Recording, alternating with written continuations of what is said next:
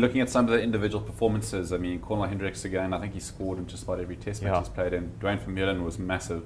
Yes. What are your thoughts on some of the individual performances? Yeah, I thought perhaps Vermuelen actually, for sheer workload over the match, actually eclipsed Kieran Reid. Kieran Reid had a magnificent game as well, don't get me wrong.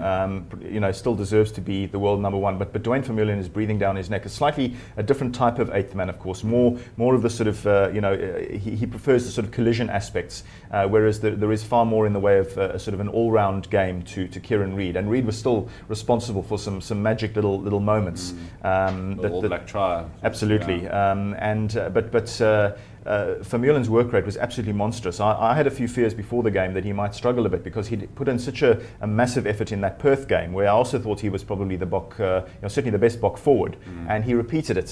So two absolutely monstrous Saturdays for him, and it's a good thing that there's a week off now ahead of the home leg, so that a player like Vermeulen, who put in monster shifts and in defeat each time, which will be a little bit deflating, now gets at least a week to sort of put the old feet up. And positives to take from the game. I mean, scrums looked, from a Bok perspective, looked a lot better. Lineouts, not so much. Yeah, look, the scrums have vastly improved. I was a little bit worried after we had been manhandled by the Argentinian pack. We were a little bit better, obviously, against Australia. But the New Zealand pack isn't the worst, but we certainly held our own, maybe even shaded that area.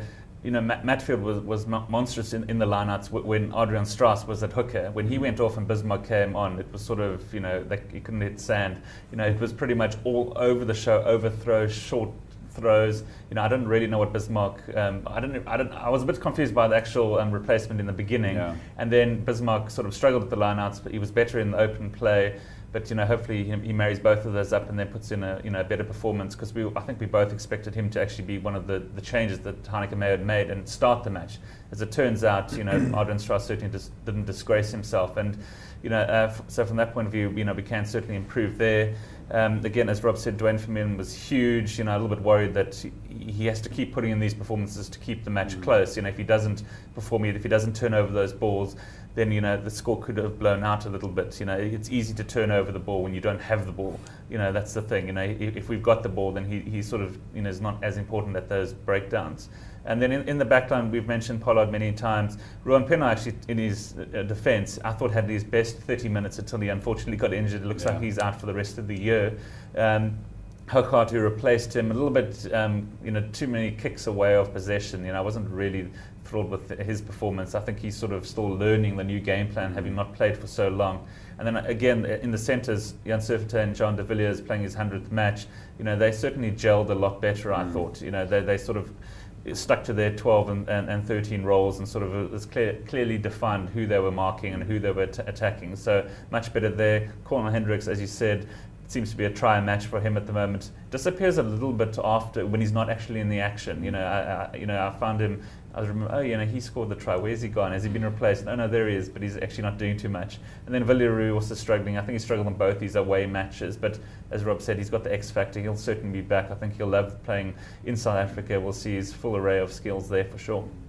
I mean, Villaroo, had an off game, but there seemed to be a lot of handling errors in general. I mean, that's a bit of a concern. The basics perhaps not up to scratch. This game wasn't as wet as so many of the other games. We've had the excuse of a wet ball or a wet field, slippery surface. So a little bit concerning there again, the basic errors under the high ball. There were a lot of knock-ons from, trying to catch high balls from both sides. So perhaps the ball, all the field conditions weren't optimal. But certainly Heineke May has a lot to work on now. I think he'll be a little bit upset about after the Wallabies test that we didn't pull that one through. Again, we don't have a great record against New Zealand. There's nothing to say that that we will beat them at Ellis Park. Certainly, the All Blacks have a good record in South Africa. And then we're playing the Wallabies at Cape Town. We've got a good record in Cape Town, but it's not at altitude. I think the Wallabies, if they had to choose a venue to play in South Africa, they probably would have chosen Cape Town or one of the coastal towns. So. They won't be a pushover either. You've got to remember that we are now tied with the Wallabies on the log with 10 points. The Wallabies have to play us, and then they go to Argentina. On paper, they've got to play South Africa, Argentina. South Africa have to play Australia and New Zealand.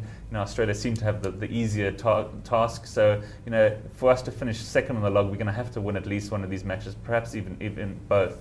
So it'll be interesting to see how it all pans out and all is said and done.